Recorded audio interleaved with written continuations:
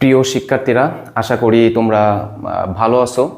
আজকে আমরা পদার্থবিজ্ঞান দ্বিতীয় পত্রের গুরুত্বপূর্ণ একটি অধ্যায় তাপগতিবিদ্যা, এই তাপগতিবিদ্যা অধ্যায়ের গুরুত্বপূর্ণ একটি টপিকস তাপীয় ইঞ্জিন এবং এই ইঞ্জিনের দক্ষতা সম্পর্কে আলোচনা করব। তোমরা যদি বোর্ড কোশ্চেন অ্যানালাইসিস করে থাকো তাহলে দেখতে পারবে যে এই তাপগতিবিদ্যা অধ্যায় থেকে প্রতি বছর যে কোনো বোর্ডে কোনো না কোনো একটা প্রশ্ন, একটা সৃজনশীল এই তাপগতিবিদ্যা অধ্যায় থেকে সবসময় থেকে থাকে। তো এই তাপগতিবিদ্যা অধ্যায়ের প্রশ্নগুলো অ্যানালাইসিস করলে তোমরা এই অধ্যায় থেকে দেখবা যে তিনটা অংশ থেকে বেশি প্রশ্ন হয়। এর প্রথম অংশে যেটা আছে তাপগতিবিদ্যার প্রথম সূত্র এবং তাপগতীয় প্রক্রিয়া, যেখানে সমচাপ, সমায়তন, সমষ্ণ এবং রুদ্ধতাপ এই চারটা প্রক্রিয়া আছে। এই প্রথম সূত্র এবং এই তাপগতীয় যে প্রক্রিয়া এই রিলেটেড একটা সৃজনশীল বেশিরভাগ ক্ষেত্রে আসতে দেখা যায়। যদি এখান থেকে না আসে তাহলে দেখা যায় যে এই তাপীয় ইঞ্জিন এবং তাপীয় ইঞ্জিনের যে দক্ষতা, এই দক্ষতা সম্পর্কিত কোনো না কোনো গাণিতিক সমস্যা বা সৃজনশীল বোর্ড পরীক্ষায় আসে। এছাড়াও দেখা যায় এই অধ্যায়ের আরেকটা গুরুত্বপূর্ণ টপিকস আছে, যেটা হচ্ছে এনট্রপি।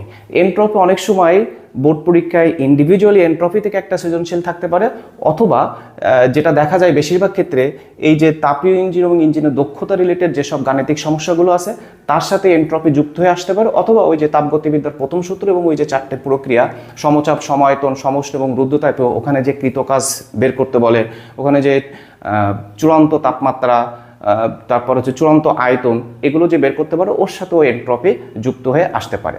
তো আজকে আমরা যেটা আলোচনা করব সেটা হচ্ছে কি তাপীয় ইঞ্জিন এবং তাপীয় ইঞ্জিনের যে দক্ষতা, এই দক্ষতা রিলেটেড যেসব গাণিতিক সমস্যাগুলো বোর্ড পরীক্ষায় আসে বা তোমাদের সামনে যে নির্বাচনী পরীক্ষা বা ফার্স্ট ইয়ারদের যে অর্ধবার্ষিক পরীক্ষা, সেই অর্ধবার্ষিক পরীক্ষায় এই তাপ ইঞ্জিন এবং তাপ ইঞ্জিনের দক্ষতা অর্থাৎ তাপগতিবিদ্যার দ্বিতীয় সূত্র সম্পর্কিত যেসব গাণিতিক বা যেসব সৃজনশীল সমস্যাগুলো আসে সেই টপিকসটা নিয়ে আজকে আমরা আলোচনা করব।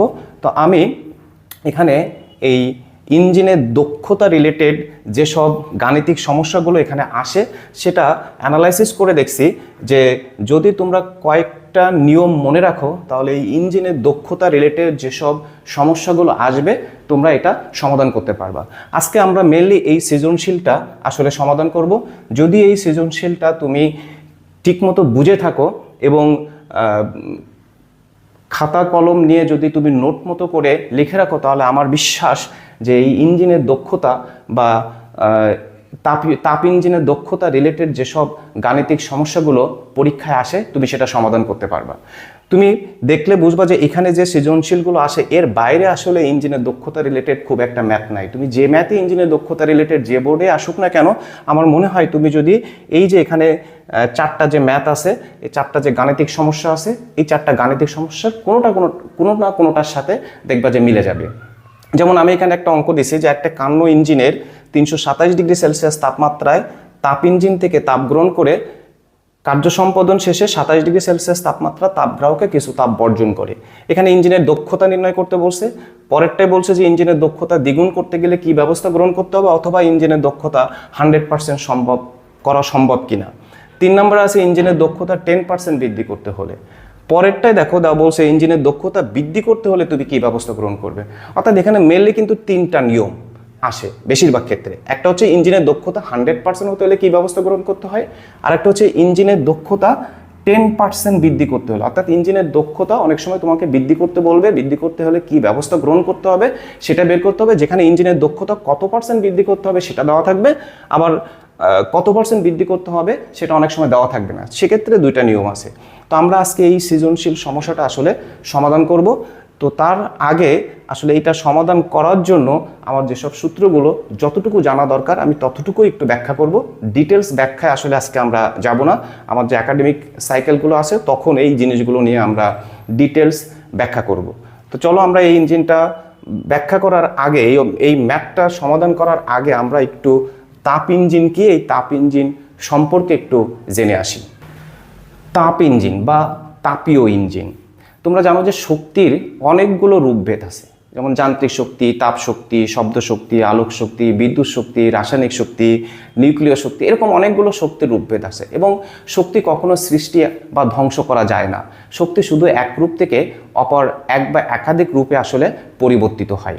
তো আমরা খুব সহজে কিন্তু যান্ত্রিক শক্তিকে তাপ শক্তিতে রূপান্তর করতে পারি, বা অন্যান্য শক্তিকে আমরা খুব সহজে তাপ শক্তিতে রূপান্তর করতে পারি। কিন্তু যখন আমরা তাপ শক্তিকে অন্যান্য শক্তিতে রূপান্তর করতে চাই, তখনই আমাদের সমস্যাটা হয়। আসলে তাপ শক্তিকে খুব সহজে কিন্তু অন্যান্য শক্তিতে বা যান্ত্রিক শক্তিতে রূপান্তর করা যায় না।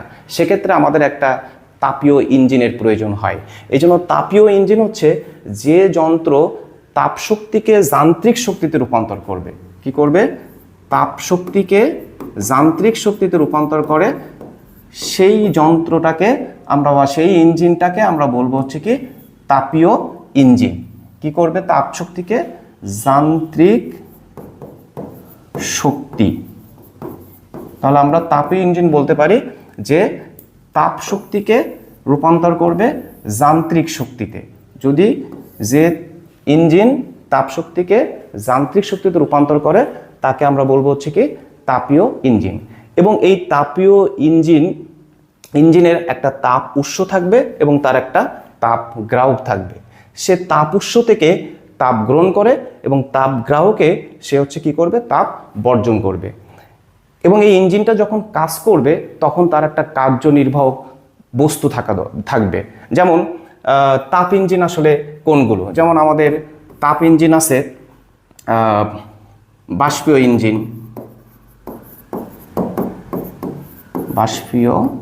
ইঞ্জিন, তারপর আছে আমাদের পেট্রোল ইঞ্জিন, তারপর আছে আমাদের ডিজেল ইঞ্জিন। তো এই যে বাষ্প engine, petrol engine, diesel engine, এই বাষ্প, পেট্রোল, ডিজেল, এই তাপ ইঞ্জিনগুলোর এই বাষ্প, পেট্রোল, ডিজেল, এদেরকে বলা হয় কার্যনির্বাহক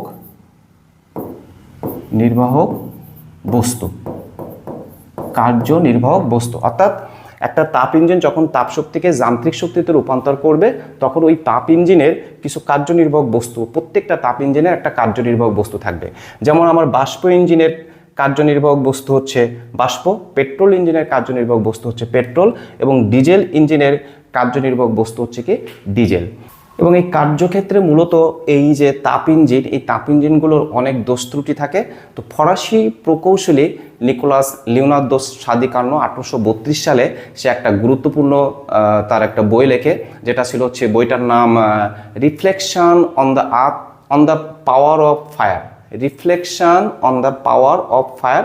একটা বই প্রকাশ করে। সেই বইতে সে কার্নোচক্র সম্পর্কে গুরুত্বপূর্ণ তত্ত্ব প্রদান করেন এবং সে একটা কল্পিত একটা তাপ ইঞ্জিন কল্পনা করেন, যেটা আসলে বাস্তবে আসলে ওই ইঞ্জিনটা তৈরি করা সম্ভব না। তারপরও আমরা ওই ইঞ্জিনটাকে, ওইটা সকল দোষ ত্রুটিমুক্ত একটা তাপ ইঞ্জিন ছিল, এই জন্য ওই ইঞ্জিনটাকে আমরা অনেক ক্ষেত্রে কার্নো ইঞ্জিনও বলে থাকি। এবং এই কার্নো যেহেতু কার্নোচক্র সম্পর্কে গুরুত্বপূর্ণ তথ্য প্রদান করেন, এই জন্য, এবং সে তার যে বই, সেই বইতে সে দ্বিতীয় সূত্রের, তাপগতিবিদ্যার যে দ্বিতীয় সূত্র আছে, সেই দ্বিতীয় সূত্রের উন্নতি সাধন করেন। এই জন্য আমরা তাকে আসলে তাপগতিবিদ্যার জনকও বলে থাকি। তো আমাদের এখানে আমরা এটা নিয়ে আলোচনা করলে অনেক কিছুই আসলে আলোচনা করা যায়। তো আমাদের মেন জিনিস সেটা হচ্ছে কি, আমরা এই রিলেটেড যে ম্যাথগুলো আসে, ইঞ্জিনের দক্ষতা রিলেটেড যে ম্যাথগুলো আসে, সেইগুলো আসলে আমাদের সমাধান করার জন্য যতটুকু দরকার, এবং তাপ ইঞ্জিন সম্পর্কে একটা সামান্য একটা ধারণা দরকার, সেইটুকু আমাদের এখন আপাতত জানলে হচ্ছে। পরবর্তীতে আমরা যখন আমাদের একাডেমিক কোর্সগুলো চালু হবে, তখন আমরা এই বিষয়ে ডিটেলস আলোচনা করব। তো আমরা আগেই বলছি যে আমার একটা তাপ ইঞ্জিন যখন কাজ করবে, তখন তার একটা তাপ উৎস থাকবে এবং তার একটা তাপ গ্রাহক থাকবে। এই তাপ ইঞ্জিনটা কি করবে? তাপ উৎস থেকে সে তাপ গ্রহণ করবে এবং তাপ গ্রাহকে সে কি করবে? তাপ বর্জন করবে। তো আমরা যদি এই তাপ উৎস থেকে সে যদি Q1 তাপশক্তি গ্রহণ করে এবং তাপগ্রাহকে যদি সে Q2 তাপশক্তি বর্জন করে, তাহলে আমার কৃত কাজ, এখানে যে আমার কৃত কাজটা হবে, কৃত কাজ W = Q1 - Q2। অর্থাৎ এখানে আমরা বলছি যে তাপ ইঞ্জিনের ক্ষেত্রে বলছে যে একটা তাপ ইঞ্জিনের অবশ্যই কি থাকবে? একটা তাপ উৎস থাকবে আর একটা তাপগ্রাহক থাকবে, সে তাপ উৎস থেকে তাপ গ্রহণ করবে এবং তাপগ্রাহকে তাপ বর্জন করবে। বর্জন করার পরে যেটুকু অতিরিক্ত থাকে সেটা দিয়ে সে আসলে কাজ করে। আসলে এখানে মেন জিনিসটা হচ্ছে কি, সে তাপ উৎস থেকে তাপ গ্রহণ করার পরে কাজ করার পরে কিছু তাপ শক্তি সে হচ্ছে কি পরিবেশে বর্জন করে। তো এই জন্য কৃত কাজ হচ্ছে কি W = Q1/Q2, Q1 - Q2। এই যে তাপ উৎস, এই তাপ উৎসের একটা তাপমাত্রা থাকবে, যে তাপমাত্রা আমরা ধরলাম T1, এবং তাপগ্রাহক যে আছে এই তাপগ্রাহকের তাপমাত্রা আমরা ধরলাম T2। তাহলে এখানে আমাদের Q1টা হচ্ছে তাপ উৎস থেকে গৃহীত তাপ শক্তি, গৃহীত তাপ শক্তি, আর Q2টা হচ্ছে তাপগ্রাহকে বর্জিত তাপ শক্তি। T1টা হচ্ছে উৎসের তাপমাত্রা, অর্থাৎ তাপ ইঞ্জিনটা যে উৎস থেকে তাপ গ্রহণ করছে সেই উৎসের তাপমাত্রা আমরা ধরলাম হচ্ছে কি T1। এটাকে আমরা উৎসের তাপমাত্রা, এবং এই উৎসের তাপমাত্রা সবসময় হবে হচ্ছে কি উচ্চ তাপমাত্রা, উচ্চ তাপমাত্রা। আর T2টা হচ্ছে আমাদের গ্রাহকের তাপমাত্রা, গ্রাহকের তাপমাত্রা, বা এটাকে আমরা বলবো হচ্ছে কি নিম্ন তাপমাত্রা। সো আমার একটা তাপ ইঞ্জিন, তার উৎস থেকে যে তাপ গ্রহণ করবে সেই গৃহীত তাপ শক্তি হচ্ছে Q1, তাপগ্রাহকে যে তাপ বর্জন করবে সেই বর্জিত তাপ শক্তি হচ্ছে Q2, এবং তাপ উৎসের যে তাপমাত্রা, এবং সেই তাপমাত্রাটা সবসময় আমার তাপগ্রাহকের তাপমাত্রার চেয়ে বেশি হবে। এই জন্য উৎসের তাপমাত্রাকে আমরা বলবো উচ্চ তাপমাত্রা, এবং গ্রাহকের তাপমাত্রাকে অর্থাৎ T2কে আমরা বলবো হচ্ছে কি নিম্ন তাপমাত্রা। এখন এই ইঞ্জিনটা এই তাপ উৎস থেকে তাপ গ্রহণ করার পরে যেটুকু তাপ সে তাপগ্রাহকে বর্জন করবে, তারপর যেটুকু থাকবে সেটা দিয়ে সে তার কার্য সম্পাদন করবে। অর্থাৎ কৃত কাজ যদি W হয়, তাহলে কৃত কাজ W = হবে Q1 - Q2। অর্থাৎ সে একটা তাপ ইঞ্জিন যদি তাপ উৎস থেকে ধরে নিলাম আমরা 50 জুল সে তাপ গ্রহণ করছে, এবং তাপগ্রাহকে সে 20 জুল তাপ বর্জন করছে, তাহলে ওই ইঞ্জিনটা কতটুকু কাজ করবে? 50 - 20। তার মানে ইঞ্জিন কর্তৃক কৃত কাজ হবে হচ্ছে কি 30 জুল। সো এইভাবে আমরা, যদি আমাদের অনেক সময় MCQতে এই টাইপের এই ছোট্ট ম্যাথ আসতেও পারে, যদিও এত সহজ জিনিস আসবে না। এখন আমরা যদি এই ইঞ্জিনের দক্ষতা নির্ণয় করতে চাই, তো ইঞ্জিনের দক্ষতাকে আমরা ইটা দ্বারা প্রকাশ করব, এবং ইঞ্জিনের দক্ষতা মানে কি তাপ উৎস থেকে তাপ গ্রহণ করে যে কাজটা সে সম্পাদন করছে। তো এই তাপ উৎস থেকে তাপ গ্রহণ করে যে কাজটা সম্পাদন করছে সেটাকে আমরা বললাম কৃত কাজ, ইঞ্জিন কর্তৃক কৃত কাজ, এবং তাপ উৎস থেকে গৃহীত তাপ শক্তি। তাহলে ইঞ্জিন কর্তৃক গৃহীত কাজ এবং যে গৃহীত তাপ শক্তি, এই দুইটার অনুপাতকে আমরা বলবো হচ্ছে কি ইঞ্জিনের কর্মদক্ষতা। অর্থাৎ ইঞ্জিনের কর্মদক্ষতা সমান ইঞ্জিনটা তাপ উৎস থেকে তাপ গ্রহণ করে যে কাজ সম্পাদন করছে সেটা বাই ইঞ্জিনটা তাপ উৎস থেকে আসলে কতটুকু তাপ গ্রহণ করছে। এবং ইঞ্জিনের কর্মদক্ষতাকে আমরা সবসময় 100% দিয়ে বের করি। তো আমাদের দেখো ইঞ্জিনটার কৃত কাজ হচ্ছে W, আর গৃহীত তাপ শক্তি হচ্ছে কি Q1 ইন্টু আমরা এখানে লিখতে পারি কি 100%। এখন W সমান আমরা আবার লিখতে পারি Q1 - Q2 বাই হচ্ছে কি Q1 ইন্টু 100%। তাহলে আমরা এখান থেকে লিখতে পারি 1 - Q2/Q1 ইন্টু 100%। 1 - Q2/Q1 ইন্টু হচ্ছে কি 100%। তার মানে ইঞ্জিনের কর্মদক্ষতা আমরা এটাই পেলাম 1 - Q2/Q1 ইন্টু 100%। তাহলে দেখো, যদি আমাদের এই ইঞ্জিনটা তাপ উৎস থেকে সে 50 জুল তাপ গ্রহণ করছিল এবং তাপগ্রাহকে সে 20 জুল তাপ বর্জন করছিল, তাহলে আমাদের এখানে Q1 এবং Q2-র মান দেওয়া আছে। তাহলে আমরা এই ইঞ্জিনটার কর্মদক্ষতা কত হবে আমরা কিন্তু এই সূত্রটা দিয়ে বের করতে পারবো। এখন আমরা এখানে আরও একটা বিষয় আছে, সেটা হচ্ছে প্রত্যাবর্তী প্রক্রিয়া, আর একটা হচ্ছে অপ্রত্যাবর্তী প্রক্রিয়া। যেহেতু আমি ডিটেলস ব্যাখ্যায় যাব না, এজন্য আমি একটু জাস্ট কিছু ধারণা আমি তোমাদেরকে একটু দিয়ে যাচ্ছি। প্রত্যাবর্তী প্রক্রিয়াটা ছিল যে প্রক্রিয়া বিপরীতমুখী হয়ে প্রত্যাবর্তন করতে পারে তাকে আমরা বলি হচ্ছে কি প্রত্যাবর্তী প্রক্রিয়া। এবং যে প্রক্রিয়া বিপরীতমুখী হয়ে প্রত্যাবর্তন করতে পারে না তাকে আমরা বলি হচ্ছে কি অপ্রত্যাবর্তী প্রক্রিয়া। যেমন ঘর্ষণের ফলে যেসব কাজগুলো সম্পাদিত হয় সেগুলোকে বলি হচ্ছে কি আমরা অপ্রত্যাবর্তী প্রক্রিয়া, কারণ ঘর্ষণের ফলে যে কাজ সম্পাদিত হয় সেই কাজ সেই বস্তুটা কখনোই আসলে পূর্বের অবস্থায় সে ফিরে আসে না। তো এই জন্য ঘর্ষণের ফলে যেসব কাজগুলো সম্পাদিত হবে সেগুলোকে আমরা বলবো হচ্ছে কি অপ্রত্যাবর্তী প্রক্রিয়া। তো এখন যদি এই তাপ ইঞ্জিনটা প্রত্যাবর্তী প্রক্রিয়ায় কাজ করে তাহলে প্রত্যাবর্তী প্রক্রিয়ার ক্ষেত্রে আমরা তাপ শক্তি কিউ ইজ প্রপোর্শনাল টু আমরা লিখতে পারি টি, অর্থাৎ আমরা এখান থেকে লিখতে পারি যে Q1 by T1 equal to Q2 by T2।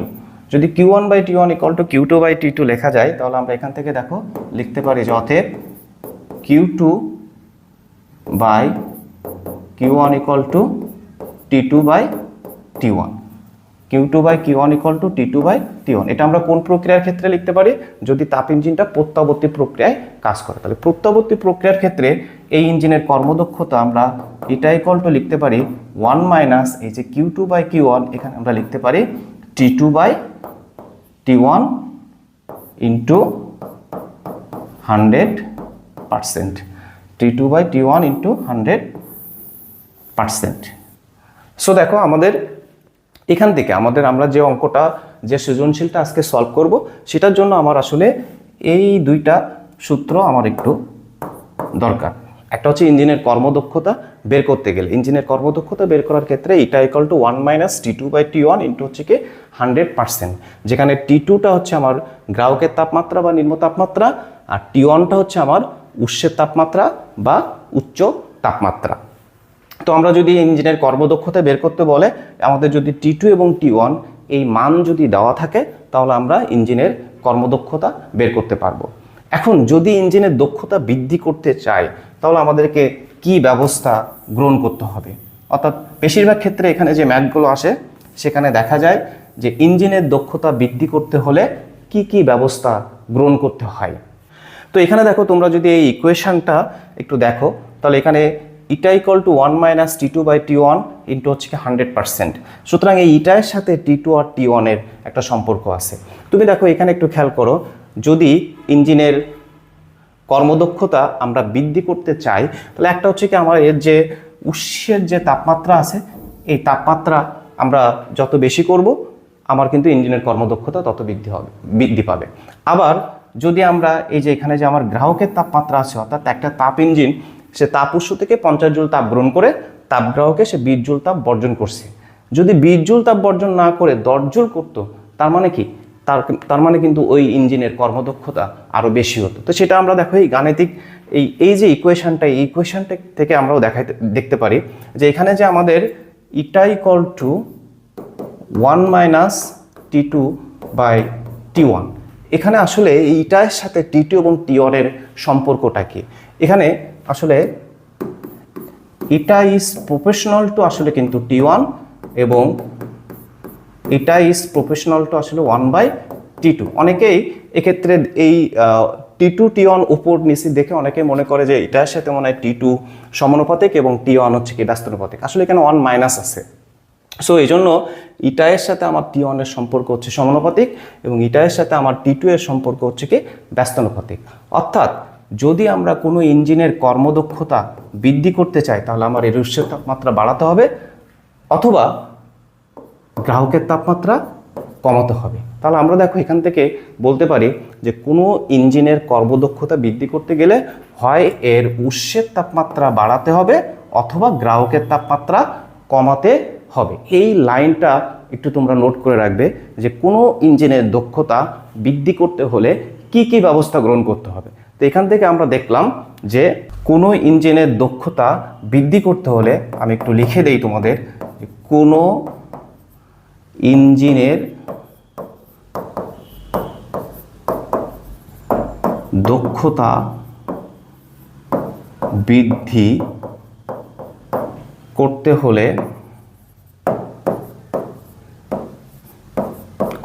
হলে এর উৎসের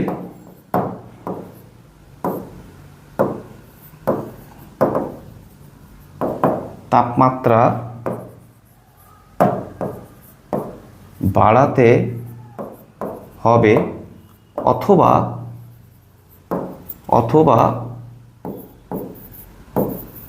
গ্রাহকের তাপমাত্রা কমাতে হবে। তা আমরা যতটুকু আলোচনা করলাম সেখান থেকে আমরা এটা বলতে পারি যে আমার যদি কোনো ইঞ্জিনের দক্ষতা বৃদ্ধি করতে চাই তাহলে এর উৎসের তাপমাত্রা বাড়াতে হবে এবং গ্রাহকের তাপমাত্রা কমাতে হবে। সো আমাদের এখানে ম্যাক্সিমাম যেসব গাণিতিক সমস্যাগুলো এখান থেকে আসে সেখান থেকে দেখা যায় যে ইঞ্জিনের দক্ষতা বের করতে বলে অথবা বলে যে ইঞ্জিনের দক্ষতা বৃদ্ধি করতে হলে তুমি কোন ব্যবস্থা গ্রহণ করবে। তো আমরা এখান থেকে জানলাম যে আমরা যদি কোনো ইঞ্জিনের দক্ষতা বৃদ্ধি করতে চাই তাহলে এর উৎসের তাপমাত্রা বাড়াতে হবে অথবা গ্রাহকের তাপমাত্রাটা কমাতে হবে। তো এই তাপ ইঞ্জিন এবং ইঞ্জিনের দক্ষতা এবং তাপগতিবিদ্যার দ্বিতীয় সূত্র সম্পর্কিত ডিটেলস ব্যাখ্যায় আমি আর গেলাম না, কারণ ডিটেলস ব্যাখ্যা করতে গেলে আমার ক্লাসটা অনেক বেশি লেন্দি হবে। আমার মেন উদ্দেশ্য ছিল হচ্ছে যে আজকে আমরা এই তাপগতিবিদ্যা অধ্যায়ে ইঞ্জিনের দক্ষতা সম্পর্কিত যেসব গাণিতিক সমস্যাগুলো আসে সেই সমস্যাগুলো সমাধান করার জন্য আমার কতটুকু দরকার সেটার জন্য আমাদের এই যে ইঞ্জিনের দক্ষতা যে ফর্মুলাটা দরকার ছিল সেই ফর্মুলাটা কিভাবে আসছে সেটা সম্পর্কে সামান্য একটু কিছু আমি তোমাদেরকে ধারণা দিলাম। এখন আমরা সরাসরি আমাদের যে সৃজনশীল সমস্যাটা আছে এই সৃজনশীল সমস্যায় আমরা চলে যাব। সো দেখো যে এই ইঞ্জিনের দক্ষতা রিলেটেড এই তাপগতিবিদ্যা অধ্যায় থেকে ইঞ্জিনের দক্ষতা রিলেটেড যে সব গাণিতিক সমস্যাগুলো আসে সেটা আমি অ্যানালাইসিস করে দেখছি যে এই নিয়মগুলোর বাইরে এই সমস্যাগুলোর বাইরে আসলে অন্য কোনো সমস্যা আসে না। হয়তোবা ভাষাগত কিছু পরিবর্তন থাকে, হয়তোবা একটু অঙ্কটার ভাষাটা একটু চেঞ্জ করে দিয়ে পরিবর্তন করে দেয়। যাই করুক না কেন তুমি যদি এই তিনটা পদ্ধতি বুঝে থাকো এবং এটা যদি অ্যাপ্লাই করতে পারো তাহলে আমার বিশ্বাস তোমরা এই ইঞ্জিনের দক্ষতা রিলেটেড এই অধ্যায় থেকে যে সৃজনশীলটা আসবে তোমরা অবশ্যই সেটা সমাধান করতে পারবা। তো আমরা এক এক করে একটু দেখে দেখো এখানে আমার অঙ্কটা আমি একটু যদি অ্যানালাইসিস করি, এখানে আমার প্রথমে বলছে ইঞ্জিনের দক্ষতা নির্ণয় করো। এটা যদি আমার T1 T2 দেওয়া আছে এটা আমরা খুব ইজিলি বের করতে পারবো। আরেকটা হচ্ছে কি ইঞ্জিনের দক্ষতা 100% হতে পারে কিনা, কোনোভাবে বৃদ্ধি বা কম বেশি করে যদি আমাদের দেখি যে আমাদের ইঞ্জিনের দক্ষতা দ্বিগুণ করে 3 গুণ করে বা 10% বৃদ্ধি করে যেটা করে হোক না কেন যদি দেখি যে আমার কোনোভাবে ইঞ্জিনের দক্ষতা 100% হয়ে গেছে তাহলে আমরা এই 2 নম্বর যে নিয়মটা যে অঙ্কটা আমি যেভাবে সলভ করব তোমরা ঠিক সেভাবে এটা সলভ করবে। পরেরটা দেখো আছে যে ইঞ্জিনের দক্ষতা 10% বৃদ্ধি করতে হবে। দুইটা ম্যাথ 3 নম্বর এবং 4 নম্বর ম্যাথটা একটু দেখো, দুইটা মনে হবে যে একই ম্যাথ। ইঞ্জিনটির দক্ষতা 10% বৃদ্ধি করতে হলে তুমি কি ব্যবস্থা গ্রহণ করবে। ঠিক পরেরটাই বলছে ইঞ্জিনটির দক্ষতা বৃদ্ধি করতে হলে তুমি কি ব্যবস্থা গ্রহণ করবে।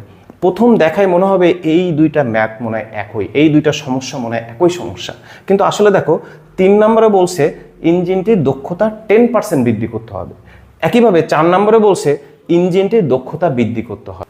একটাতে বলছে ইঞ্জিনের দক্ষতা কত পার্সেন্ট বৃদ্ধি করতে হবে সেটা দেওয়া থাকবে, আর পরেরটা বলছে ইঞ্জিনের দক্ষতা কত পার্সেন্ট বৃদ্ধি করতে হবে সেটা দেওয়া থাকবে না। অর্থাৎ ইঞ্জিনের দক্ষতা কত পার্সেন্ট বৃদ্ধি করতে হবে যদি সেটা দেওয়া থাকে তাহলে একটা নিয়ম একটাভাবে আমরা সমস্যাটা সমাধান করব, আর যদি ইঞ্জিনের দক্ষতা কত পার্সেন্ট বৃদ্ধি করতে হবে সেটা দেওয়া না থাকে তাহলে আমরা আরেকটাভাবে সমাধান করব। অর্থাৎ এখানে 3টা পদ্ধতি, একটা হচ্ছে যদি কোনোভাবে ইঞ্জিনের দক্ষতা 100% হয় তখন আমরা একটা নিয়মে অঙ্ক করব, পরেরটা হচ্ছে যদি ইঞ্জিনের দক্ষতা কত পার্সেন্ট বৃদ্ধি করতে হবে সেটা যদি দেওয়া থাকে তাহলে আমরা একটা নিয়মে অঙ্ক করব, আর ইঞ্জিনের দক্ষতা কত পার্সেন্ট বৃদ্ধি করতে হবে এটা যদি দেওয়া না থাকে তাহলে আমরা 4 নম্বর নিয়মটায় ম্যাথ করব। এবং খুবই সহজ ম্যাথ, আমি খুব সহজ একটা ম্যাথ দিয়ে তোমাদেরকে এটা বোঝানোর চেষ্টা করছি এবং তোমরা যেসব বইগুলো পাঠ্য বইগুলো ফলো করো সেখানে যেসব ম্যাথগুলো আসে আমার মনে হয় এই 4টা ম্যাথ সমাধান করার পরে তুমি যদি এই ইঞ্জিনের দক্ষতা রিলেটেড ম্যাথগুলো সমাধান করতে যাও আমার মনে হয় তুমি সবগুলোই সমাধান করতে পারবে আশা করি। তো যাই হোক আমরা এখন এক এক করে এই ম্যাথগুলো একটু সমাধান করার চেষ্টা করি।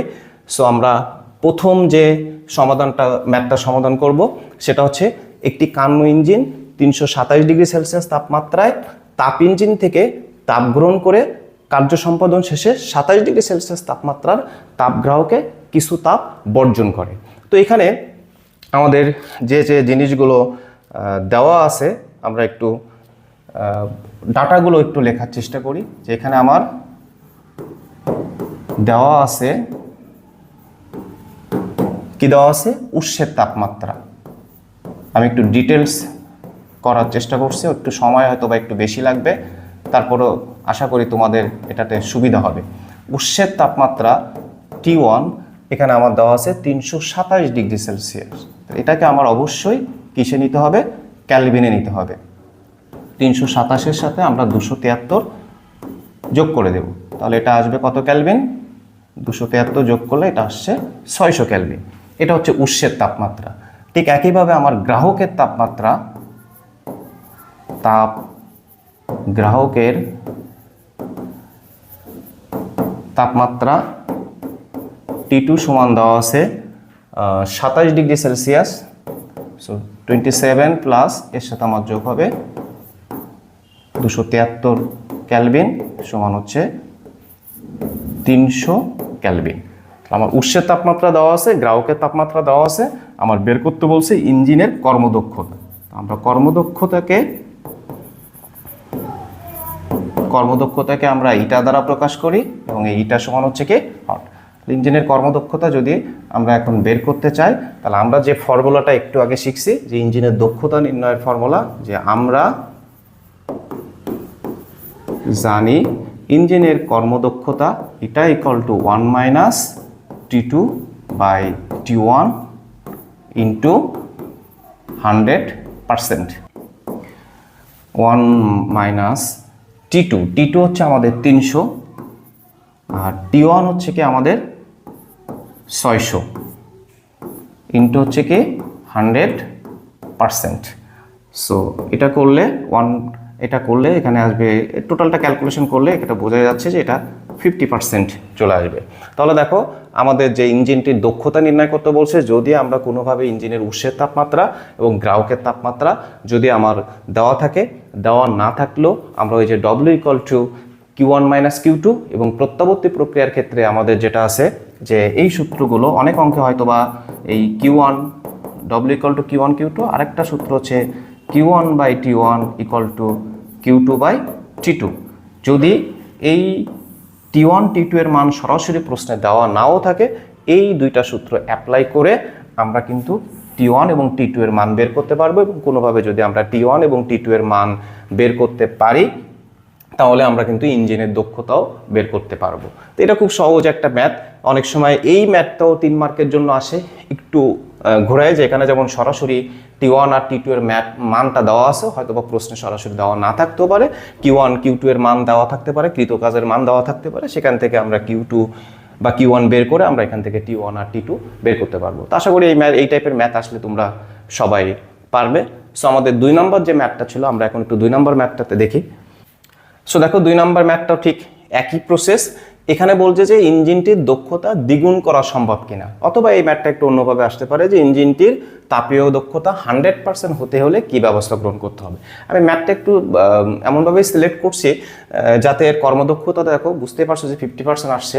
সুতরাং ওই ইঞ্জিনের দক্ষতা যদি দ্বিগুণ করা হয়, তাহলে আমার কর্মদক্ষতা 100% হয়ে যাবে। সেই হিসাবে এই ম্যাথটাকে সিলেক্ট করা আসলে। তাছাড়া এখান থেকে এই প্রশ্নটা আবার 2 মার্কের জন্য আসে যে কোনো ইঞ্জিনের দক্ষতা 100% হওয়া সম্ভব কিনা।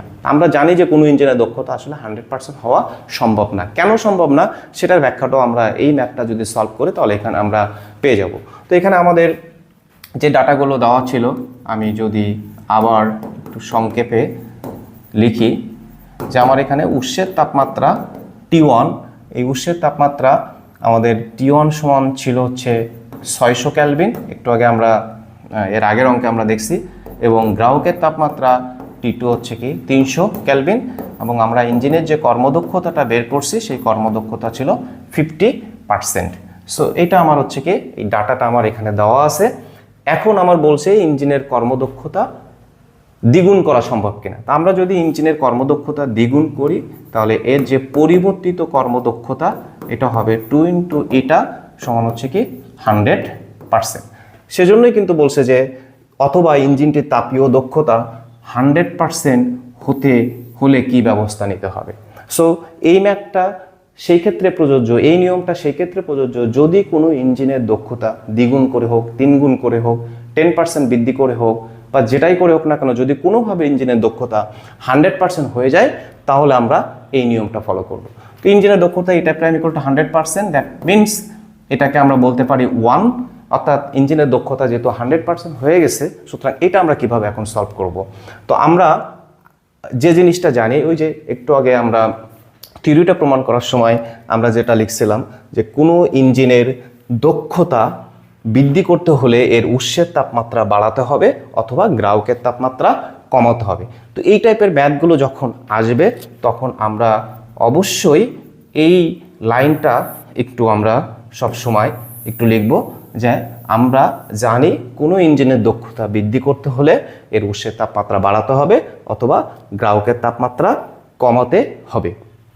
সো আমার হাতের লেখা একটু অতটা ভালো না, আমার মনে হয় তারপরেও তোমরা বুঝতে পারবে। যাই হোক, আমরা আবার ম্যাথে ফিরে যাই। সুতরাং আমরা এখানে ওই কথাটা এখানে লিখব যে কোনো ইঞ্জিনের দক্ষতা বৃদ্ধি করতে হলে এর উৎসের তাপমাত্রা বাড়াতে হবে অথবা গ্রাহকের তাপমাত্রা কমাতে হবে। এটা আর আমি এখানে লিখলাম না, তোমরা এখানে এটা লিখে নেবে যে কোনো ইঞ্জিনের দক্ষতা 100% করতে গেলে এর উৎসের তাপমাত্রা বাড়াতে হবে অথবা গ্রাহকের তাপমাত্রা কমাতে হবে। তো এখন দেখো, আমরা জানি এটা ইকুয়াল টু ইঞ্জিনের কর্মদক্ষতা, এটা ইকুয়াল টু 1 মাইনাস T2/T1। এখানে কিন্তু আর আমরা 100%টা দিব না, যেহেতু আমাদের কর্মদক্ষতা দেওয়া আছে 100%, আমাদেরকে এখন বের করতে হবে হচ্ছে T2 আর T1 এর মান। আগে ছিল 600 কেলভিন, যখন ইঞ্জিনের কর্মদক্ষতা 50% ছিল তখন উৎসের তাপমাত্রা ছিল 600 কেলভিন এবং গ্রাহকের তাপমাত্রা ছিল 300 কেলভিন, কিন্তু এখন কর্মদক্ষতা হয়ে গেছে 100%। সুতরাং 100% করতে গেলে অর্থাৎ ইঞ্জিনের দক্ষতা বাড়াতে গেলে আমার উৎসের তাপমাত্রা কত হতে হবে এবং গ্রাহকের তাপমাত্রা কত হতে হবে সেটা আমরা বের করব। এই জন্য যখনই আমরা এখানে আসলে আমরা T2 আর T1 এর মান বের করব, যখন আমার T2 এবং T1 অন্য মান বের করতে হবে তখন আমরা এখানে 100% দিব না, কারণ অলরেডি আমরা কর্মদক্ষতা 100% দিয়ে আমরা দেখছি যে এটা আসে কত 1। সো আমরা এখান থেকে লিখতে পারি T2/T1 equal to 1 minus eta, that means 1 minus ইটা মানে হচ্ছে আমাদের 1ই। সো 1 আমরা লিখলাম, তাহলে এটা কত আসে 0। 0 যদি হয় তাহলে আমরা এখান থেকে লিখতে পারি যে T2 equal to T1 into 0, that means ইঞ্জিনের কর্মদক্ষতা 100% হতে হলে আমার গ্রাহকের তাপমাত্রা কি হতে হবে, 0 হতে হবে। আর যদি আবার আমরা এখান থেকে লিখতে পারি যে T1 ইকুয়াল টু T2/0 সমান হচ্ছে কি ইনফিনিটি। সুতরাং আমরা এখান থেকে দেখছি যদি আমরা ইঞ্জিনের কর্মদক্ষতা 100% করতে চাই তাহলে আমার এর উৎসের তাপমাত্রা অসীম হতে হবে এবং গ্রাহকের তাপমাত্রা 0 হতে হবে, যেটা আসলে বাস্তবে সম্ভব না। সুতরাং এই ইঞ্জিনের কর্মদক্ষতা দ্বিগুণ করা বা 100% করা আসলে সম্ভব না। তো এই টাইপের অঙ্ক আসলে আমাদেরকে অবশ্যই এক মন্তব্যটা, আমরা অনেকে এই পর্যন্ত করে শেষ করে দেই আর কিছু লিখি না, এখানে অবশ্যই আমাদেরকে মন্তব্যটা লিখতে হবে। মন্তব্যটা হবে যেহেতু T2 ইকুয়াল টু, তোমরা এইভাবে মন্তব্যটাও লিখবে যে যেহেতু T2 ইকুয়াল টু 0 এবং T1 ইকুয়াল টু ইনফিনিটি,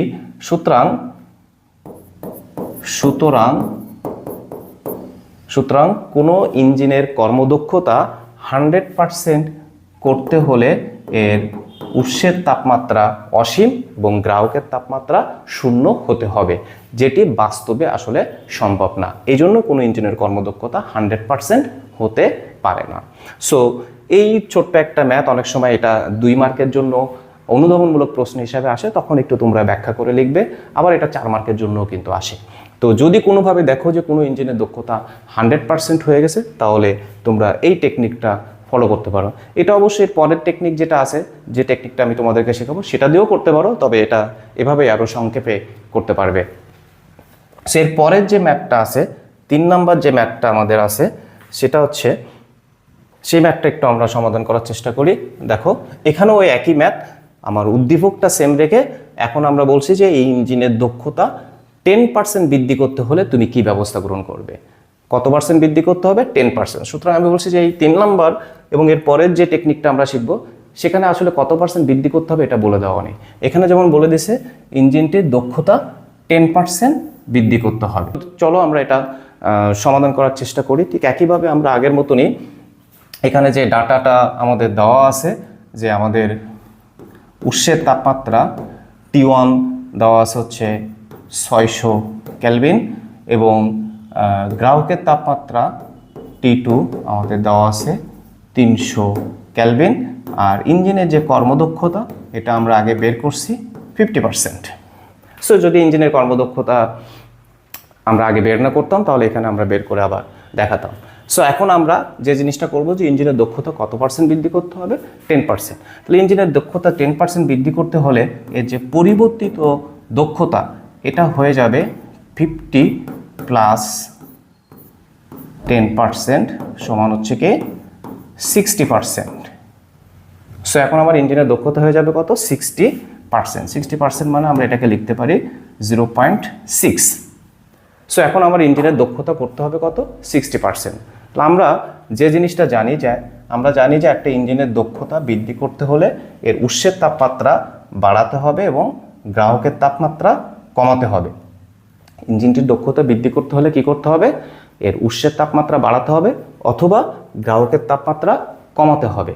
তো আমরা এখন দুইটা জিনিসই আমরা এখানে অ্যাপ্লাই করব। একবার হচ্ছে কি উৎসের তাপমাত্রা বাড়াবো, কতটুকু বাড়াতে হবে সেটা আমরা বের করব গ্রাহকের তাপমাত্রা ঠিক রেখে, পরবর্তীতে উৎসের তাপমাত্রা ঠিক রেখে গ্রাহকের তাপমাত্রা আমরা কমাবো। তো আমরা এখানেও ঠিক সেম জিনিসটা আমরা প্রথমে লিখে নিব যে কোনো ইঞ্জিনের দক্ষতা 10% বৃদ্ধি করতে হলে এর উৎসের তাপমাত্রা বাড়াতে হবে অথবা গ্রাহকের তাপমাত্রা কমাতে হবে। এরপরে আমরা এখন দুইটা যে পদ্ধতিতে আসলে ইঞ্জিনের দক্ষতা বৃদ্ধি করা যায় সেই দুইটা পদ্ধতি আলাদা আলাদা করে বের করে দেখাবো। প্রথমে আমরা যেটা করব উৎসের তাপমাত্রা বাড়ানোর ক্ষেত্রে লিখব যে উৎসের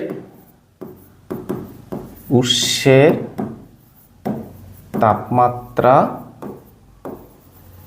বাড়ানোর ক্ষেত্রে। সো আমরা এখানে লিখলাম যে ধরি পরিবর্তিত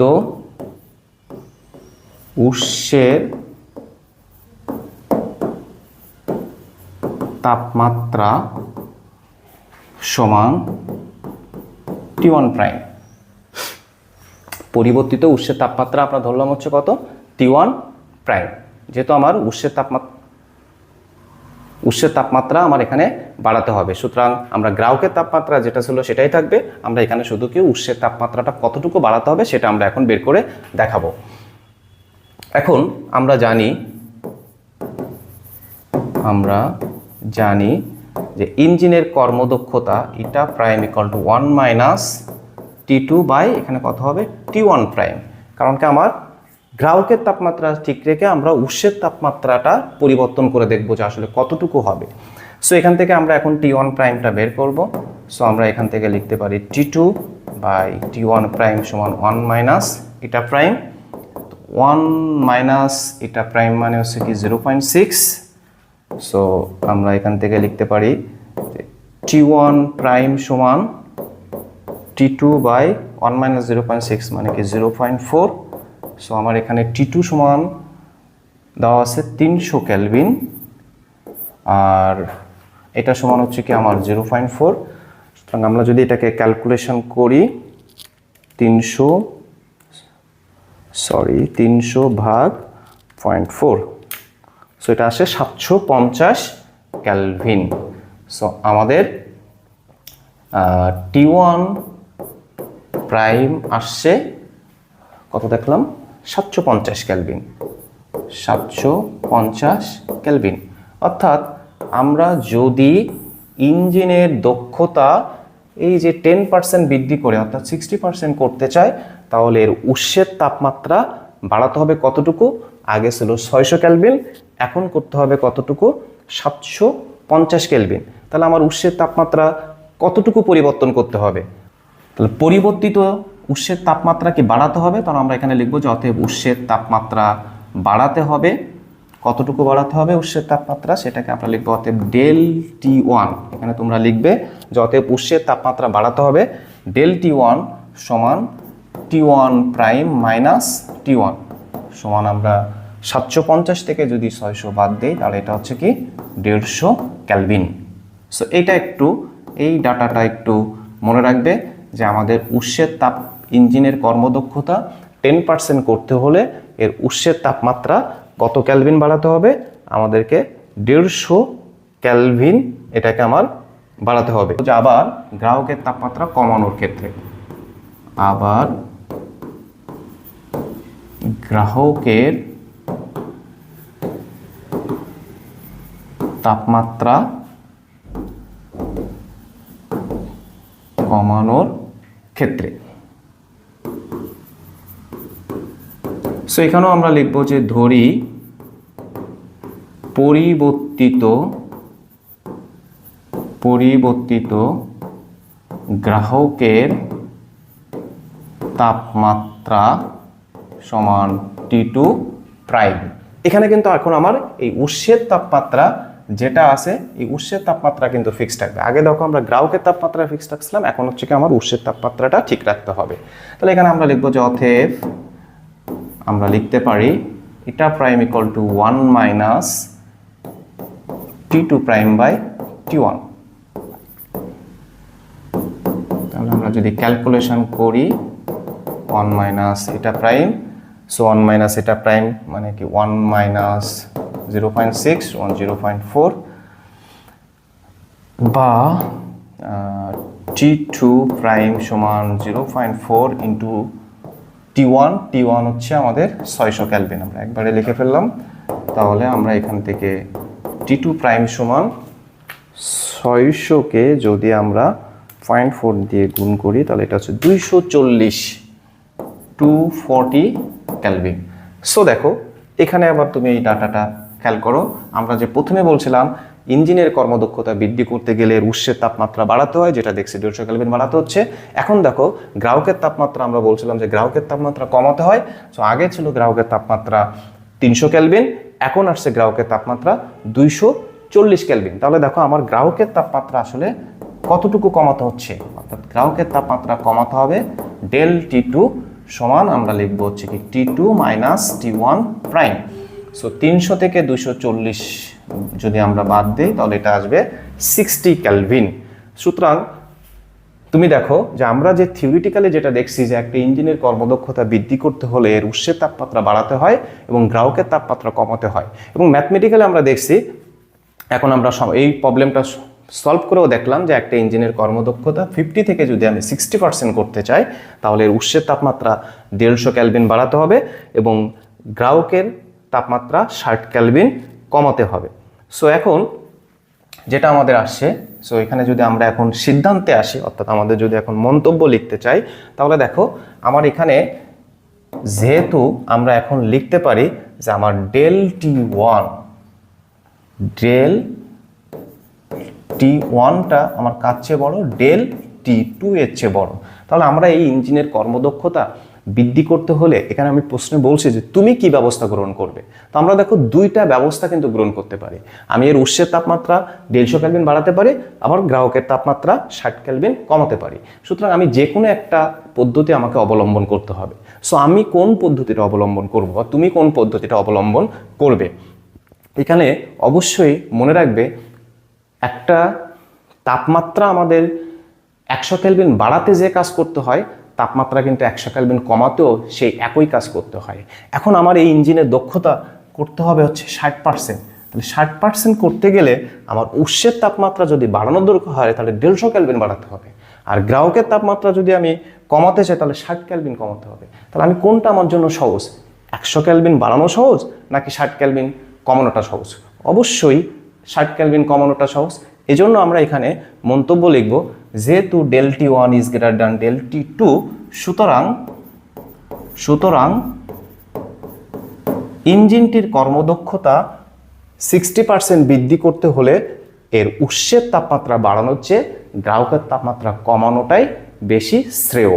অর্থাৎ আমার যদি বলে যে তুমি কি ব্যবস্থা গ্রহণ করবে, তাহলে অবশ্যই এখানে এই মন্তব্যটা লিখবে, দুইটা বের করবে, বের করার পরে তুমি অবশ্যই এখানে লিখবে ইঞ্জিনটির দক্ষতা 10% বৃদ্ধি করতে হলে এর উৎসের তাপমাত্রা বাড়ানোর চেয়ে গ্রাহকের তাপমাত্রা কমানোটাই স্লো। কেন স্লো? কারণ আমরা ওই যে বললাম যে 100 কেলভিন তাপমাত্রা বাড়াতেও আমার যে কাজ করতে হয়, ঠিক ওই একই কেলভিন তাপমাত্রা কমাতেও আমার সেই একই কাজ করতে হয়।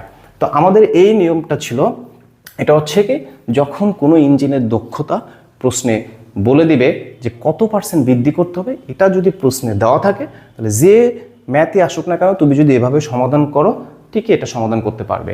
একইভাবে একটু আগে আমরা যে দেখলাম ইঞ্জিনের কর্মদক্ষতা 100% করতে গেলে কী ব্যবস্থা গ্রহণ করতে হবে, ওটাও কিন্তু ঠিক তুমি এভাবে করতে পারো, বাট ওইটা আমরা একটা আলাদা ক্যাটাগরিতে রাখছি। কি জন্য? ওইভাবে করলেও ওই ম্যাথটা একটু ছোট হয়ে যায় বা সহজে করা যায়। বাট যখন কোনো প্রশ্নে ইঞ্জিনের দক্ষতা কত পার্সেন্ট বৃদ্ধি করতে হবে এটা যদি দেওয়া থাকে, তোমরা যে কোনো ম্যাথ এই পদ্ধতি বা এই নিয়ম অবলম্বন করে যদি করো তাহলে সে ম্যাথ অবশ্যই তুমি সঠিকভাবে সমাধান করতে পারবে। সো আমাদের সর্বশেষ যে টেকনিক সেটা হচ্ছে, সর্বশেষ যে গাণিতিক সমস্যা সেটা হচ্ছে কি, এখন আমার যেটা হচ্ছে কি, এখন ইঞ্জিনটির দক্ষতা বৃদ্ধি করতে হবে, কিন্তু কত পার্সেন্ট বৃদ্ধি করতে হবে সেটা আমার প্রশ্নে দেওয়া নাই। যখন আমার দেওয়া থাকবে না যে ইঞ্জিনটির দক্ষতা কত পার্সেন্ট বৃদ্ধি করতে হবে, তখন আমরা কোন নিয়মে করব, যে নিয়মটা করব সেটা হচ্ছে এখন আমরা এটা ব্যাখ্যা করব। একটু আগে আমরা দেখলাম যে ইঞ্জিনটির দক্ষতা কত পার্সেন্ট বৃদ্ধি করতে হবে, এটা যদি এটা দেওয়া থাকলে কিভাবে করতে হয়। এখন ইঞ্জিনটির দক্ষতা কত পার্সেন্ট বৃদ্ধি করতে হবে এটা যদি দেওয়া না থাকে তাহলে আমরা এটা কিভাবে সমাধান করব। তো আমার উদ্দীপকটা আমরা সেম রেখে ঠিক ওই অঙ্কটা যদি এভাবে আসে তাহলে আমরা কিভাবে করব সেটা একটু সমাধান করার চেষ্টা করি। সো একইভাবে আমরা এখানে আমাদের উৎসের যে তাপমাত্রা T1 এটা আছে আমাদের 600 কেলভিন, গ্রাহকের তাপমাত্রা যে T2 এটা ছিল আমাদের 300 কেলভিন, আর ইঞ্জিনের যে কর্মদক্ষতা, এই কর্মদক্ষতা আমাদের এটা ছিল হচ্ছে কি 50%। এখন আমার ইঞ্জিনের দক্ষতা বৃদ্ধি করতে হবে। সো আমরা জানি যে ইঞ্জিনের দক্ষতা যদি আমরা বৃদ্ধি করতে চাই তাহলে আমার এর উৎসের তাপমাত্রা বাড়াতে হবে এবং গ্রাহকের তাপমাত্রা কমাতে হবে। তোমাদেরকে আমি বলে দেই যে তোমরা অবশ্যই এই টাইপের ম্যাথ আসলে প্রথমে এই লাইনটা অবশ্যই লিখে নেবে যে কোনো ইঞ্জিনের দক্ষতা বৃদ্ধি করতে হলে এর উৎসের তাপমাত্রা বাড়াতে হবে এবং গ্রাহকের তাপমাত্রা কমাতে হবে। এই কথাটা অবশ্যই লিখে রাখবে। হয়তো বা টিচার খুশি হয়ে তোমাকে 1 মার্ক দিলেও দিতে পারে, কিন্তু এটা লিখতে কখনো ভুলবে না। যাই হোক, আমরা এখন কি করব, যে ইঞ্জিনের দক্ষতা বৃদ্ধি করব। সো এই ম্যাথগুলো অনেকভাবে করা যায়, অনেকে অনেক কিছু ধরে করে, বাট আমার কাছে যেটা সহজ মনে হয়, যেটা তোমরা আসলে সহজে বুঝতে পারবে, আমি সেই টেকনিকে এই ম্যাথটা সলভ করার চেষ্টা করছি। আমরা যেহেতু এখানে উৎসের তাপমাত্রা বাড়াতে ইঞ্জিনের দক্ষতা বৃদ্ধি করতে গেলে আমরা দুইটা পদ্ধতি অবলম্বন করতে পারি। একটা হচ্ছে কি উৎসের তাপমাত্রা বাড়াতে হবে, আর একটা হচ্ছে কি গ্রাহকের তাপমাত্রা কমাতে হবে। সো আগের মতনই আমরা লিখব যে উৎসের তাপমাত্রা বাড়ানোর ক্ষেত্রে, উৎসের তাপমাত্রা বাড়ানোর ক্ষেত্রে। সো আমরা এখানে লিখলাম যে ধরি উৎসের তাপমাত্রা,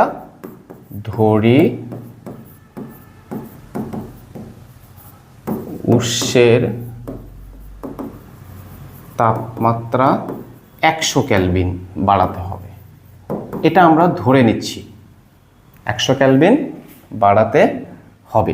অর্থাৎ আমরা এখানে উৎসের তাপমাত্রা যত কেলভিন বাড়াবো গ্রাহকের তাপমাত্রা ঠিক সেই পরিমাণ কমাবো। কারণ আমরা একটু আগে বলছি যে আমার 100 কেলভিন বাড়াতেও যে পরিমাণ কাজ করতে হয় 100 কেলভিন কমাতেও সে একই পরিমাণ কাজ করতে হয়। সুতরাং আমি ইচ্ছা মতন আমি যদি এটা 50 কেলভিন বাড়াই তাহলে ওটাও আমি 50 কেলভিন কমাবো। তো আমি 100 কেলভিন ধরে নিয়ে করলে আমাদের অঙ্কগুলো করতে সহজ হয়, এই জন্য আমি এটা ধরে নিয়ে করছি যে আমরা লিখছি যে ধরি উৎসের তাপমাত্রা 100 কেলভিন বাড়াতে হবে। তো যদি আমরা উৎসের তাপমাত্রা 100 কেলভিন বাড়াই তাহলে আমার পরিবর্তিত যে উৎসের তাপমাত্রা T1 এটা আগে ছিল 600 কেলভিন, তার সাথে আমার 100 কেলভিন যদি আমি বাড়াই তাহলে এটা হয়ে যাচ্ছে কত কেলভিন, 700 কেলভিন। অর্থাৎ আমার গ্রাহকের তাপমাত্রা কিন্তু কোনো পরিবর্তন হবে না, গ্রাহকের তাপমাত্রা T2 যেটা ছিল আমার সেটাই থাকবে। সুতরাং এই পরিবর্তিত উৎসের তাপমাত্রাকে আমরা ধরলাম হচ্ছে কি T1। তাহলে আমাদের দেখো কর্মদক্ষতা আমরা যেটা জানি যে কর্মদক্ষতা ইটা প্রাইম ইকুয়াল টু, এটাকে আমরা ইটা 1 ধরি, 1 minus T2 by T1 prime into 100 এখন 100% কেন দিচ্ছি? কারণ এখন আমরা কর্মদক্ষতা বের করে দেখাবো। এর আগের অঙ্কে কিন্তু আমরা কর্মদক্ষতা বের করে দেখাই নাই। এখন কর্মদক্ষতা বের করে দেখবো যে আমরা যেহেতু 100 কেলভিন উৎসের তাপমাত্রা বাড়াচ্ছি, তাহলে আসলে কর্মদক্ষতা 50%-এর বেশি হয় কিনা। যদি বেশি হয় তাহলে কিন্তু আমরা রাইট। সো 1 মাইনাস T2 যেহেতু কোনো পরিবর্তন হয় না, T2 আমার 300ই থাকবে, আর T1 প্রাইম এটা হবে আমাদের 700 ইন্টু 100%। সুতরাং এটা যদি আমরা ক্যালকুলেশন করি কত আসে?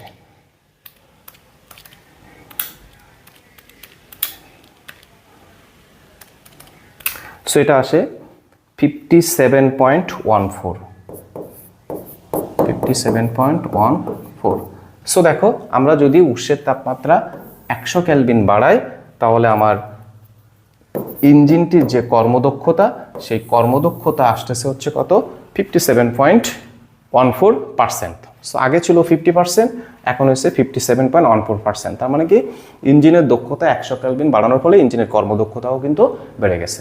এখন আমরা যেটা করব, গ্রাহকের তাপমাত্রা ঠিক 100 কেলভিন কমাবো। 100 কেলভিন কমায় দেখবো যে ইঞ্জিনের দক্ষতা আসলে কতটুকু বাড়ে, কত পার্সেন্ট বাড়ে। তাহলে সেখান থেকে আমরা বুঝতে পারবো আসলে আমার এই দুইটা পদ্ধতির মধ্যে ইঞ্জিনের দক্ষতা বৃদ্ধি করার জন্য আমার কোন পদ্ধতিটা অবলম্বন করতে হবে। সো আমরা এখন যেটা লিখব যে গ্রাহকের তাপমাত্রা কমানোর ক্ষেত্রে, তাহলে আমরা এখানে লিখব যে আবার, আমি একটু ডিটেলস লিখে করার চেষ্টা করছি, যেটার কারণে সময়টা একটু বেশি লাগছে। গ্রাহকের তাপমাত্রা, আচ্ছা এখানে নিচে লিখি, কমানোর ক্ষেত্রে। সো এখানেও আমরা লিখব যে ধরি গ্রাহকের তাপমাত্রা 100 কেলভিন কমাতে হবে। যদি আমরা গ্রাহকের তাপমাত্রা 100 কেলভিন কমাই, তাহলে আমার পরিবর্তিত যে গ্রাহকের তাপমাত্রা T2 প্রাইম, এটা আগে ছিল 300, আর 100 কেলভিন আমরা কমাই দিলাম, কারণ কি আমি উৎসের তাপমাত্রা 100 কেলভিন বাড়াইছি। সুতরাং এটা হয়ে যাবে কত? 200 কেলভিন। সেক্ষেত্রে কর্মদক্ষতা এটা 2 ইকুয়াল টু, আমরা এটাকে প্রাইম, আচ্ছা প্রাইম দিয়েছি যেহেতু এখানে আমরা প্রাইম দিই, equal to 1 minus T2 prime by T1 into এটা কি হবে? 100%। সুতরাং 1 মাইনাস T2 প্রাইম হচ্ছে আমাদের 200, আর T1 আমাদের যেটা ছিল সেটাই থাকবে, অর্থাৎ T1 হচ্ছে আমাদের 600 ইন্টু 100%। সুতরাং এটা যদি আমরা ক্যালকুলেশন করি কত আসে দেখি।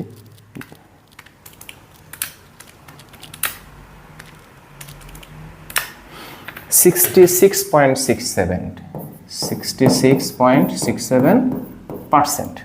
সো দেখো তোমরা এর মানটা একটু খেয়াল করো, তাহলে বুঝতে পারবে যে আমরা উৎসের তাপমাত্রা 100 কেলভিন বাড়ায় ইঞ্জিনের দক্ষতা পাইছিলাম 57.14%। একইভাবে আমরা গ্রাহকের তাপমাত্রা 100 কেলভিন কমায় ইঞ্জিনটির দক্ষতা পাইছি 66.67%। অর্থাৎ 100 কেলভিন বাড়াতেও আমার যে কাজ করতে হয়, 100 কেলভিন কমাতেও আমার সেই কাজ করতে হয়। সো আমি এখানে দেখছি যে আমার এই ইটা 2টা, এই যে এখানে আমার যে ইটা 2 এর মানটা, ইটা 2 prime is greater than eta 1 prime. অর্থাৎ 100 কেলভিন বাড়ায় আমি একই কাজ করে আমি দেখছি যে দ্বিতীয় ক্ষেত্রে আমার ইঞ্জিনটির দক্ষতা বেশি হয়েছে। তাহলে আমি কোন ব্যবস্থা গ্রহণ করব? অবশ্যই আমি যদি বোকা না হই, তাহলে আমি ইঞ্জিনটির দক্ষতা বৃদ্ধি করবে অবশ্যই গ্রাহকের তাপমাত্রাটা কমাবো। এই জন্য আমরা এটার মন্তব্যটা লিখব যে যেহেতু ইটা 2 ইজ গ্রেটার দ্যান ইটা 1, সুতরাং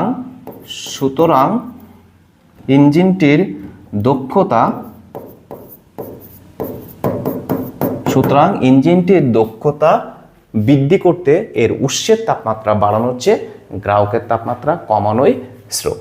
এই ছিল হচ্ছে কি তাপগতিবিদ্যা অধ্যায়ের ইঞ্জিনের দক্ষতা রিলেটেড যেসব গাণিতিক সমস্যাগুলো আসে। তোমরা যদি একটু দেখে থাকো, আমার মনে হয় না এর বাইরে কিছু আসে। হয়তো একটু, ওই যে বলছিলাম প্রথমেই, হয়তো একটু ল্যাঙ্গুয়েজ পরিবর্তন করে দেয়, যেটার কারণে তোমাদের বুঝতে অসুবিধা হতে পারে। আর যেভাবেই করো না কেন এই টেকনিকগুলো যদি অবলম্বন করো তাহলে মোটামুটি তোমরা সমাধান করতে পারবা। সো একইভাবে আমি এটা সমাধান করার চেষ্টা করছি। আশা করি যদি তুমি ক্লাসটা বই খাতা কলম নিয়ে দেখো এবং এবার একটু বোর্ড কোশ্চেনগুলো বা বিভিন্ন নির্বাচনী পরীক্ষার কোশ্চেনগুলো সলভ করো, তাহলে আমার মনে হয় তোমরা এই টপিক্স থেকে যদি কোনো প্রশ্ন আসে তাহলে সেটা অ্যান্সার করতে পারবে। এরপরে আমরা কোনো একদিন এনট্রপি অথবা অন্য কোনো দিন আমরা তাপগতিবিদ্যার যে প্রথম সূত্র এবং ওখানে যে তাপগতীয় যে প্রক্রিয়া আছে সেই প্রক্রিয়াগুলো নিয়ে আলোচনা করব। তো আজকে এ পর্যন্তই। সবাই ভালো থাকো, সুস্থ থাকো, ধন্যবাদ।